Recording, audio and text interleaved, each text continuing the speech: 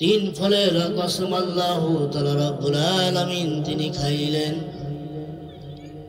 যে ফল অনেক দাম, আল্লাহ সুবহানাহু ওয়া তাআলা রব্বুল আলামিন ফলের কসম খাইলেন। যে ফলের দ্বারাই মানুষের অনেক রোগ থেকে মুক্তি হয়ে যায়, এই ফলের দ্বারাই। এই ফল দামি বিদায় আল্লাহ রব্বুল আলামিন ফলের কসম খাইলেন। আল্লাহ সুবহানাহু ওয়া তাআলা রব্বুল আলামিন যে ফলের কসম খাইলেন, আল্লাহর গোলামের দল এই ফল যে ব্যক্তি আহার করিবে খাইবে, তার বিশেষ করে অশ্ব বেরাম এই রোগ আল্লাহ সুবহানাহু ওয়া তাআলা রব্বুল আলামিন দূর করিয়ে দিবেন। সবাই বলি সুবহানাল্লাহ। আল্লাহ সুবহানাহু ওয়া তাআলা রব্বুল আলামিন দ্বিতীয় নাম্বার কসমের কথা বলেন, ও জাইতুন, জাইতুনের কসম আল্লাহ তাআলা রব্বুল আলামিন তিনি খাইলেন। যে জাইতুনের দ্বারায় নানান প্রকারের আইটেমে আচার বানানো হয়, বিশেষ করে অলিভ অয়েলের তেল বানানো হয়। বান্দা আল্লাহর গোলামের দল আল্লাহ তাআলা রব্বুল আলামিন এমন একটা কসম খাইলেন, যে কসমের দ্বারাই বান্দা অনেক উপকার হয়, মানুষের কোনো ক্ষতি হয় না। আল্লাহ রাব্বুল আলামিনের কোনো কসম খাওয়ার প্রয়োজন ছিল না, কিন্তু তিনি প্রথম ফলের কসম খাইলেন, দ্বিতীয়বারও তিনি ফলের কসম খাইলেন। আর জাইতুনের দ্বারাই আমরা মেসওয়াক করি, আর মেসওয়াকের অনেক ফায়দা আছে, অনেক লাভ আছে, অনেক পূর্ণ আছে। একটা ঘটনা বলি, জুনায়েদ বাগদাদী রাহমাতুল্লাহ যখন তিনি সফরের অবস্থায় যখন ছিলেন, তার এক শাগির্দ ছিল সঙ্গের সাথী। আসরের নামাজের সময় হয়ে গিয়েছে, এমন সময় গভীর জঙ্গলের মাঝখানে, এমন সময় আসরের সময় হলো, তিনি নামাজ পড়বে। দুজনে নামাজ পড়ে আর জামাতে সহিত নামাজ হয় না। জামাতে নামাজ আদায় করতে গেলে তিনজন লোক লাগে। তো ওই সময় জুনায়েদ বাগদাদী রাহমাতুল্লাহ তিনি তার শাগির্দকে বললেন, যাও যে দেখো গভীর জঙ্গলে কেউ আছে কিনা, কাঠ কাটতেছে কিনা। এমন সময় শাগির্দকে যখন পাঠিয়ে দিলেন, শাগির্দ গেলেন। যাওয়ার পরে তিনি গভীর জঙ্গলে দেখলেন একজন লোক কাঠ কাটিতেছে। এমন ওই সময় শাগির্দ বলল, ভাই আসরের নামাজ পড়িয়েছেন কিনা, চলেন যাই নামাজ পড়িয়া আসি। ওই যে ব্যক্তি কাঠ কাটতেছিলেন, ওই লোকটা বলল, আমি আল্লাহ তাআলা রব্বুল আলামিনের নিকটে প্রার্থনা করতেছিলাম, হে আল্লাহ, এখন আসরের সময় একজন দুজন সঙ্গের সাথে পাইলে জামাতের সহিত নামাজ আদায় করতে পারিতাম। এই কথা যখন বলিলেন, আর ওই সময় যখন নিয়ে গেলেন, আল্লাহ রাব্বুল আলামিন দোয়া কবুল করিয়ে নিলেন। আর এমন সময় জুনায়েদ বাগদাদী রাহমাতুল্লাহর নিকট যখন গেলেন, জুনায়েদ বাগদাদী রাহমাতুল্লাহ ওই কাঠ কাটনেওয়ালা লোকটাকে বললেন, ভাই ওযু করিয়া আসো। আর এমন সময় ওই কাঠ কাটনেওয়ালা তিনি বললেন, ভাই আমার ওযু আছে। জুনায়েদ বাগদাদী ওই কাঠ কাটনেওয়ালা সাহেবকে ইমামতি হিসেবে দাঁড় করিয়ে দিলেন। যখন তিনি ইমামতি করিলেন আসরের নামাজ, তিনি প্রায় আধা ঘন্টা সময় লাগিয়ে দিলেন। ওই লোকটা যখন আধা ঘন্টা নামাজের সময় কাটিয়ে দিলেন, নামাজ শেষ হওয়ার পরে জুনায়েদ বাগদাদী রাহমাতুল্লাহকে বলিতেছেন, ভাইজান আমি চলিয়া যাই, আমার খুব তাড়া আছে, কাঠ কাটিয়াছি, বাজারে নিব, বিক্রি করব, বিক্রি করিয়া চাউল কিনব, তারপরে বাড়িতে নিব, পাক করিবে, রান্না করিবে, তারপরে খানা খাবো, তার আগে খেতে পারব না। জুনায়েদ বাগদাদী রাহমাতুল্লাহ ওই সময় তিনি বললেন, ভাই এতই যদি তারা থাকে, তাহলে আপনি কেমন করিয়া এত সময় নিয়ে আসরের নামাজ আদায় করিলেন? ওই লোকটা ওই সময় বললেন, ভাই শুনেন, আমি যখন নামাজ পড়তেছিলাম, সূরা আব্দুল ফাতিহা যখন আমি পাঠ করতেছিলাম, প্রথম আয়াত যখন আমি পাঠ করিয়াছিলাম, ইয়া জব এর উত্তর যতক্ষণ পর্যন্ত আল্লাহ রাব্বুল আলামিন না দিয়েছে ততক্ষণ পর্যন্ত আমি অন্য আয়াতে যাই নাই। এই কথা যখন ওই সময় বললেন, জুনায়েদ বাগদাদী রহমতুল্লাহ ওই সময় বললেন, ভাই এইভাবে নামাজ কতদিন যাবত নামাজ পড়েন? আর ওই সময় তিনি বললেন, ভাই আমি প্রায় 30 বছর যাবত এইভাবে নামাজ আদায় করিতেছি। আল্লাহর গোলামের দল, এই জাইতুনের ফলের দ্বারাই উপকার আছে এবং ডাইলের দ্বারাই মেশাব করার দ্বারা উপকার আছে।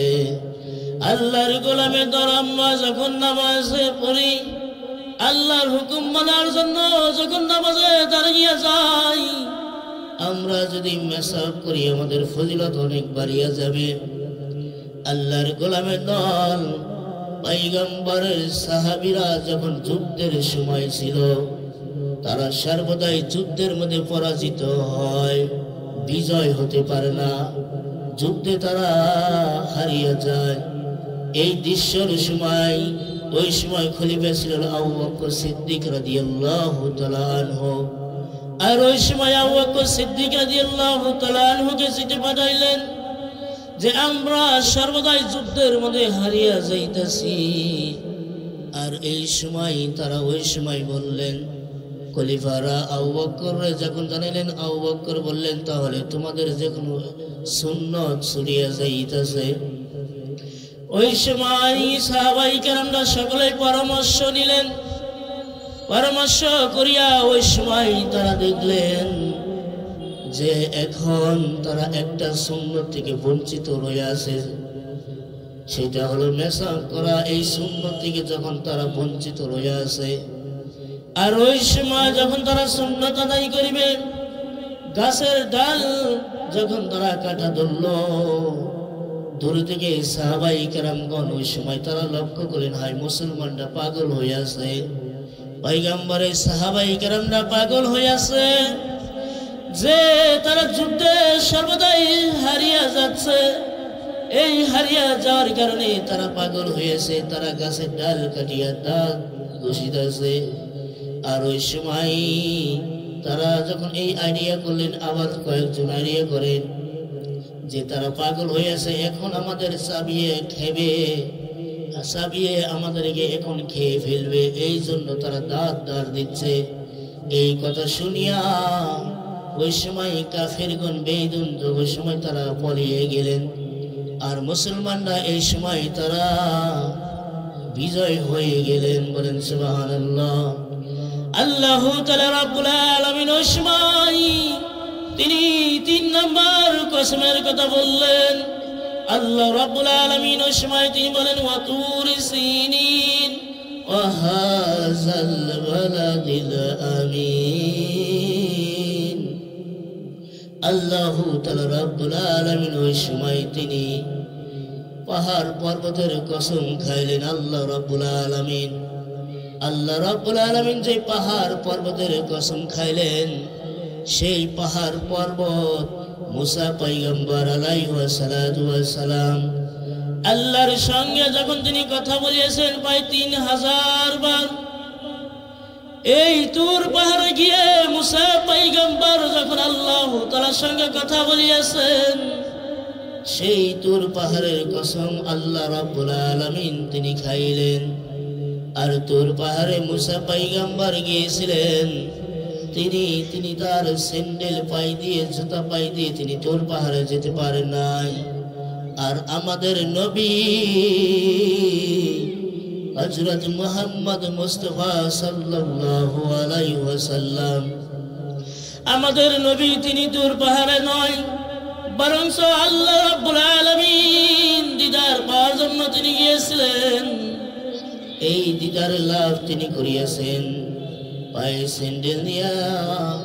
আল্লাহ সিদরাতুল মুনতাহায় গিয়ে আল্লাহ তাআলা দিদার লাভ করিয়েছেন। বলেন সুবহানাল্লাহ। এমন এক নবী পেয়েছি, এমন এক দামি নবী পেয়েছি। আর নবীর উম্মতের দল, আল্লাহর গোলামের দল, আমরা বুঝি না, আমরা গুরুত্ব দেই না যে আল্লাহ তাআলা রব্বুল আলামিন যে নবীকে সৃষ্টি না করলে আল্লাহ রব্বুল আলামিন কিছু বানাইতো না, যে নবীকে আল্লাহ সৃষ্টি না করলে কিছু হইতো না। দুনিয়া হইতো না, আসমান হইতো না, জান্নাত হইতো না, জাহান্নাম হইতো না, চন্দ্র হইতো না, সূর্য হইতো না, আকাশের নক্ষত্র, বৃক্ষ, তরুলতা, মাছ, জানোয়ার, যত পশু আছে কিছুই আল্লাহ রাব্বুল আলামিন বানাইতো না। সেই নবীকে আল্লাহ রাব্বুল আলামিন মেরাজে নিয়ে গিয়েছিলেন, দিদার লাভ করিয়া দিয়েছেন। মুসা পয়গম্বর আল্লাহ তাআলাকে দেখার জন্য ব্যাকুল হয়ে গিয়েছিলেন, তো মুসা পয়গম্বর আল্লাহ তাআলাকে দেখতে পারে নাই, আর আমাদের নবী আল্লাহ তাআলাকে দিদার লাভ করিয়েছেন। বলেন সুবহানাল্লাহ।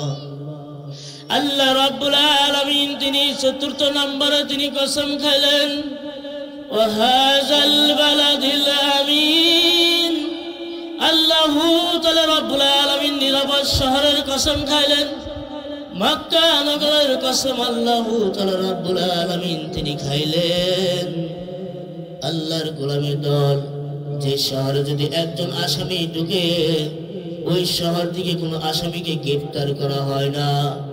যে শহরে এমন দামি শহর, ইব্রাহিম আলাইহিস সালাম আল্লাহ তাআলা রাব্বুল আলামিনের নিকটে দোয়া করিয়াছিলেন, আল্লাহ এই শহরে ভরপূর্ণভাবে নিয়ামত ভরপূর্ণ করিয়া দিয়েন।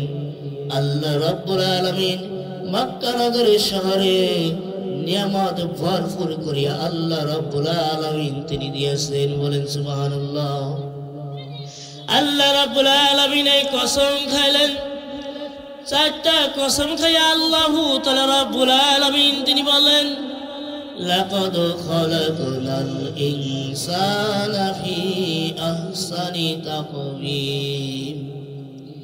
আল্লাহ তাআলা রাব্বুল আলামিন তিনি বলেন, আমি মানুষকে সবচেয়ে সুন্দর করিয়া বানিয়েছি। মানুষের নাগাল আমি আল্লাহ তাআলা রাব্বুল আলামিন অন্য কোন জাতিকে সুন্দর করিয়া বানাই নাই।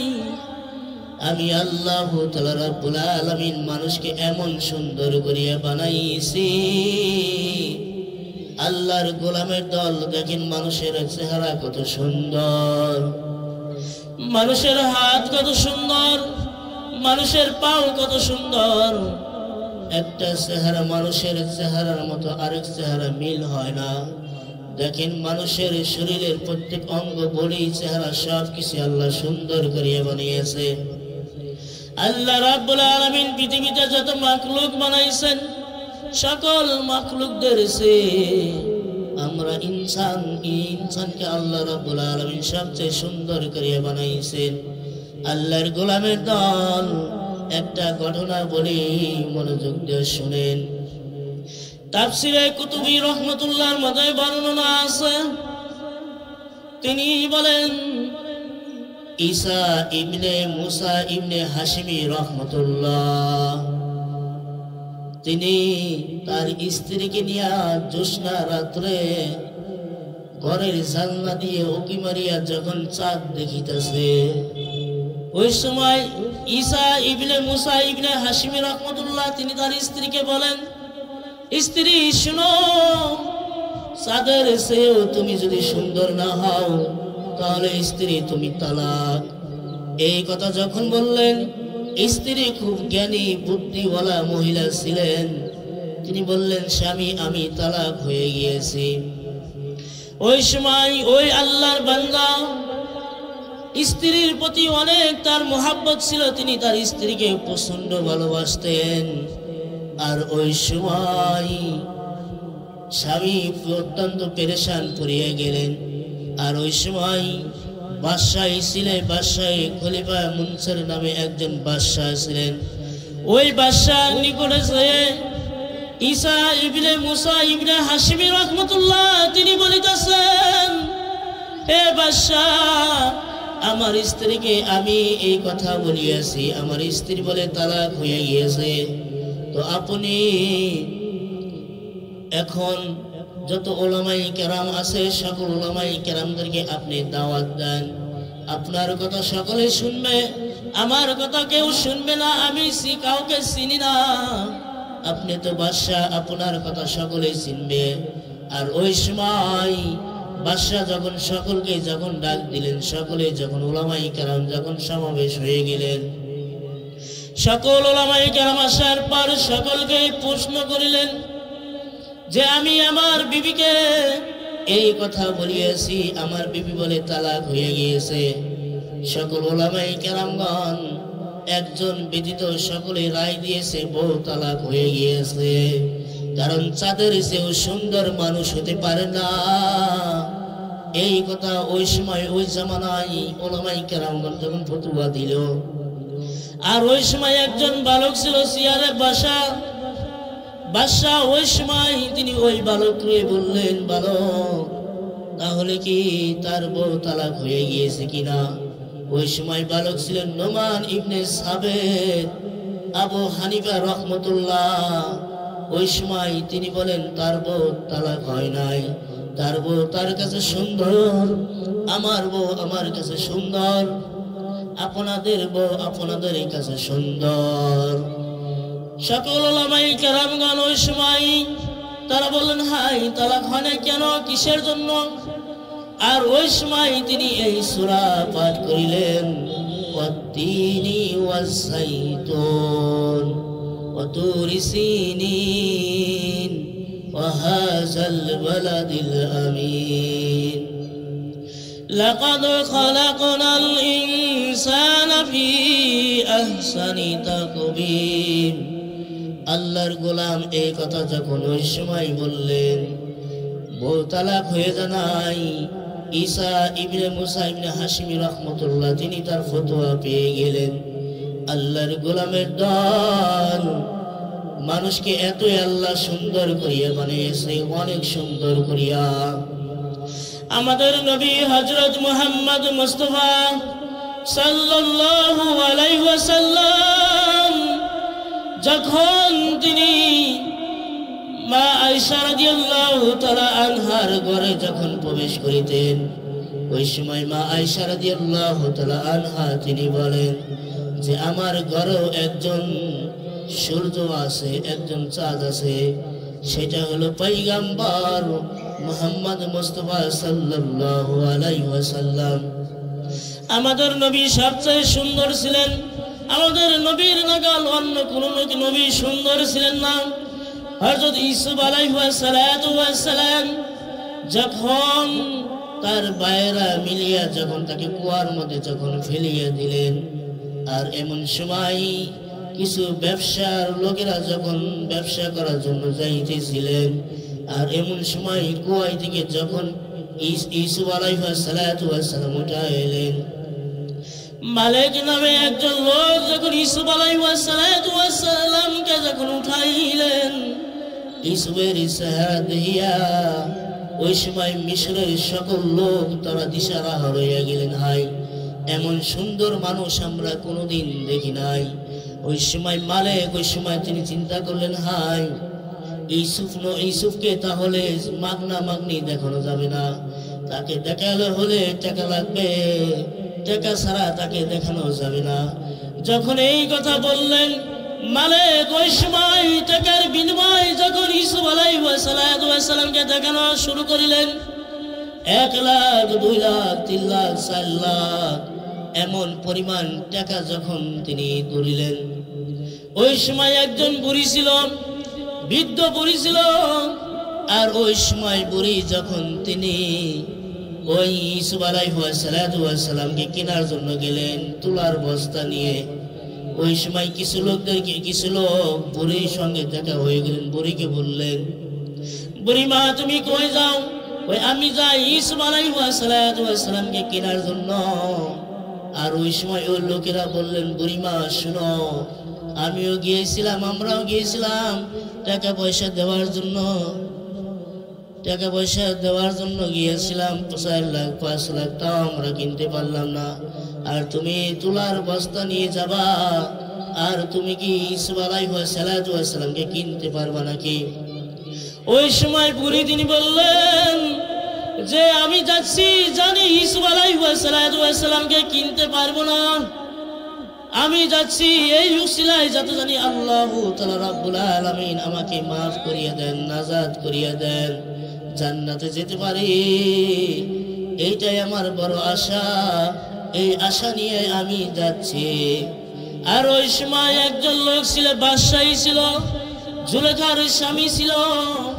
জুলেখা যখন তিনি জানলেন যে মিশরে এমন একজন বালক আছে, খুব সুন্দর চেহারা, দেখতেও খুব সুন্দর, আর এমন সময় জুলেখা যখন তার স্বামীকে বললেন যাও তুমি তাকে কিনিয়ে আনো, মালিকের নিকটে যখন ওই সময় আসলেন, মালিক ওই সময় বললেন, বাদশাকে বললেন, বাদশাহ আপনি কি ইউসুফকে নেবেন নাকি?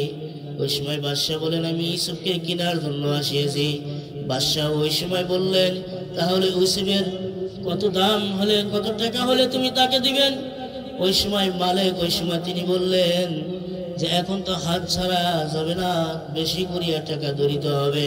তো ইউসুফ আলাইহিস সালামের যত ওজন, যত পরিমাণ ওজন, এত পরিমাণ স্বর্ণ রূপা দিতে, স্বর্ণ দিতে হবে। আর এই সময় যখন এই কথা বললেন, ওই সময় বাদশাহ বললেন তুমি তো কম চেয়েছো, এসে বেশি চাই আমি বেশি দিয়ে দিতাম। এই বলিয়া যখন ইউসুফ আলাইহিস সালামকে যখন তিনি আনলেন, কিনিয়া ইউসুফ আলাইহিস সালামকে জুলেখা দেখিয়ে দেখিয়ে প্রেমে পড়িয়া গেলেন। মিশরের সকল মহিলারা কানাকুসা শুরু করিয়া দিলেন। ইউসুফ আলাইহিস সালাম এমন একজন সুন্দর ছিলেন, এই ইউসুফ আলাইহিস সালামকে দেখিয়া জুলেখা প্রেমে পড়িয়া গিয়েছিলেন। ওই সময় তথ্যমন্ত্রী ছিল জুলেখার। এই তথ্যমন্ত্রী আসিয়া জুলেখায় বলিতেছে, রানী আপনার নামে চারদিক দুনাম ছড়াইতেছে, আপনার নামে চারদিক দুনাম ছড়াইতেছে, মানুষ কানাকুসা করিতেছে, আপনি বলে গোলামের প্রেমে পড়িয়াছেন। এই কথা যখন বলিতেছেন, ওই সময় জুলেখা সকল মানুষকে যখন দাওয়াত দিলেন, সকল মানুষকে যখন দাওয়াত দিলেন, দাওয়াত দেওয়ার পর আর ওই সময় সকলের হাতে জুলেখা তাকে একটা করে আপেল, কমলা, চাকু দিয়েছিলেন। সকলেই ইউসুফ আলাইহিস সালামকে দেখার জন্য ব্যাকুল, যে ইউসুফ আলাইহিস সালামকে দেখিয়া জুলেখা বলে প্রেমে পড়িয়াছে। আর এই জুলেখা যখন ইউসুফ আলাইহিস সালামকে এক প্রান্তে থেকে আরেক প্রান্তে, যখন এক গেড়ে থেকে আরেক গেড়ে যখন নিয়ে গেলেন, ইউসুফ আলাইহিস সালাম কে দেখিয়া তারা হাত কাটিয়ে ফেলিয়েছে, কত নখ কেটে ফেলিয়েছে, কতজনে বেহুশ হয়ে গিয়েছে। আর ওই সময় জুলেখা প্রত্যেককে পানি দিয়া হুশ আনিয়া যখন তাদেরকে বললেন তোমরা অজ্ঞান হয়ে গেলে কেন, বেহুশ হয়ে গেলে কেন? আর ওই সময় এই দৃশ্য দেখিয়া জুলেখা বললেন তোমরা কেন বেহুশ হয়ে গেলা? ওই সময় বললেন আমরা তাকে কোনোদিন এত সুন্দর মানুষ দুনিয়াতে দেখি নাই, এমন সুন্দর মানুষ আল্লাহ তাআলা রাব্বুল আলামিন বানিয়েছেন, আল্লাহর গোলামের দল। ওই সময় জুলেখা বলেন তোমরা একবার দেখিয়া তোমাদের এই অবস্থা, আর আমি বারবার দেখিয়েছি, 24 ঘন্টায় আমি সর্বদা দেখি, দেখার ফলে আমার অবস্থা কেমন হতে পারে তোমরা একটু চিন্তা করি।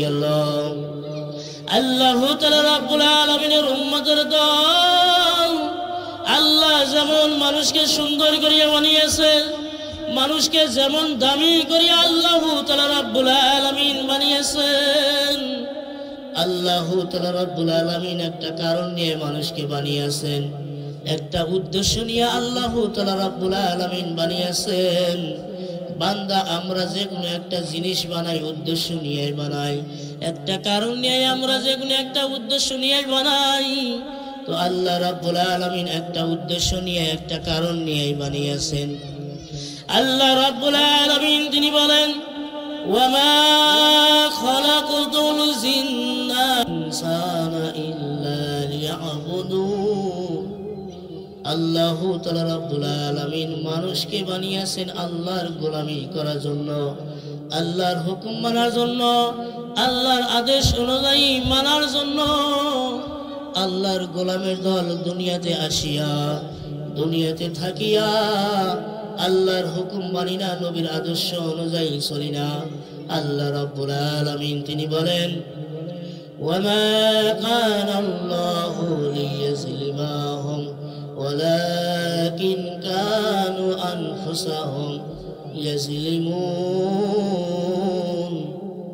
আল্লাহু তাআলা রাব্বুল আলামিন তিনি বলেন, বছরের পর বছর ঠিকই চলিয়া যায়, মাসের পর মাস ঠিকই চলিয়া যায়, সপ্তাহের পর সপ্তাহ ঠিকই চলিয়া যায়, দিনের পর রাত আসে, রাতের পর দিন আসে, ঠিকই চলিয়া যাইতাছে। কিন্তু মসজিদের মাইকে আজান হয়, আমরা মসজিদের দিকে চলিয়া যাই না, আমরা নামাজের দিকে চলিয়া যাই না, আমরা বিভিন্ন মোড়ে আড্ডায় লিপ্ত হইয়া যাই, আমরা চার স্টলে লিপ্ত হইয়া যাই, বাজে কাজের মধ্যে লিপ্ত হইয়া যাই, তাসের আড্ডায় লিপ্ত হইয়া যাই, বিভিন্ন গপ্পর মধ্যে আমরা লিপ্ত হইয়া যাই। কিন্তু মসজিদের মাইকে যখন আজান হয়ে যায়, মসজিদের দিকে আমরা চলিয়া যাই না। আল্লাহর রাসূল আমাদের নবী হযরত মুহাম্মদ মুস্তাফা সাল্লাল্লাহু আলাইহি ওয়াসাল্লাম, রাসূল সাল্লাল্লাহু আলাইহি ওয়াসাল্লাম তিনি তো বলিয়াছেন, হাদিস শরীফে বলিয়াছেন, মিফতাহুল জান্নাতি সালাহ, নামাজ বেহেশতের চাবি। নামাজ বেহেশতের চাবি আমরা জানি, সকলে জানি। নামাজ না পড়লে আল্লাহ জাহান্নাম দিবে, নামাজ পড়লে আল্লাহ সওয়াব দিবেন, নামাজ পড়লে আল্লাহ নেকি দিবে, সব কিছুই আমরা জানি।